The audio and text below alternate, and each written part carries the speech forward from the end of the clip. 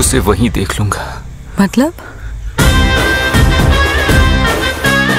Hello বন্ধুরা, কি অবস্থা, কেমন আছেন সবাই? তো যাই হোক, কিছুদিন আগে মুক্তি পেয়েছে আপকামিং ইন্ডিয়ান তেলুগু ল্যাঙ্গুয়েজের ক্রাইম ড্রামা সিনেমার ট্রেলার কুবেরা। আর ট্রেলারটি আমি হিন্দি ভাষায় দেখেছি, আপনারাও হয়তো অলরেডি দেখেছেন।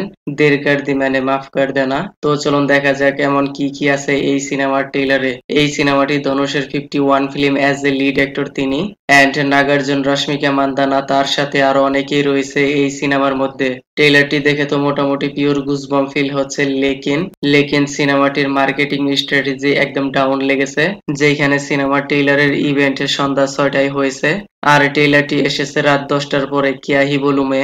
তো যাই হোক, কিন্তু সিনেমার ট্রেলার যেভাবে প্রেজেন্টেশন করা হয়েছে পিওর গুজবম ফিল হচ্ছে। আপনি টিজার ট্রেলার দুটো মিলিয়েও এই সিনেমার স্টোরি লাইনে কি হতে চলেছে প্রেডিক্ট করতে পারবেন না। তাহলে বুঝতেই পারছেন কতটা ক্লেভার অ্যান্ড স্মার্ট ভাবে ট্রেলারটি স্ক্রিন প্লে করা হয়েছে।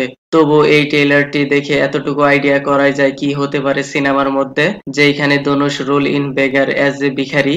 এই সিন দেখে মনে হচ্ছে তার আচ্ছা খাসা ফ্ল্যাশব্যাক স্টোরি রয়েছে। নাগার্জুনের সাথে ধনুষের কিসের সম্পর্ক?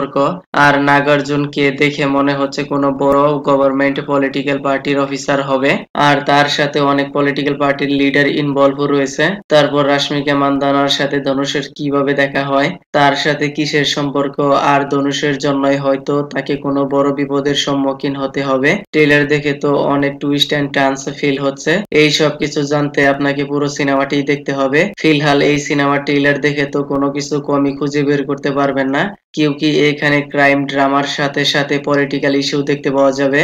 আর এই ভিখারি ইয়ানি ধনুষের জন্যই পুরো গভর্নমেন্ট বিপদে পড়ে যাবে, ট্রেলারে এমনটাই বলা হয়েছে। কিউকি সেইখানে বহুত সারে পয়সা দেখানো হয়েছে, আর এতগুলো টাকা পয়সার মালিককে নাকি গভর্নমেন্টের সব টাকা। এই সব কিছু একদম মিষ্টির মতো ফিল হচ্ছে। বাই দ্য ওয়ে, ট্রেলার দেখে এত কিছু রিভিল করা সম্ভব নয়, সিনেমা দেখতেই পাতাচাল জায়গা। আই হোপ স্টোরি লাইনের সাথে সাথে এর প্রেজেন্টেশনও আচ্ছা হো যায়, কিউকি এইখানে কাস্টিং লিস্টে অনেক বড় বড় অ্যাক্টর রয়েছে।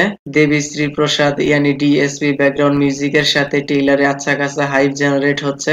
আর সিনেমাটি মুক্তি পাবে 20শে জুন। ওই একই দিনে মুক্তি পাবে আমির খানের সিতারে জমিন পার। তো যাই হোক, আমি আর কিছু বলবো না, বাকিটা সিনেমা আসলেই দেখা যাবে বক্স অফিসে কে এগিয়ে থাকবে। ওকে দেন, ভিডিওটি কেমন লেগেছে আপনার? ধন্যবাদ, দেখা হবে পরের ভিডিওতে।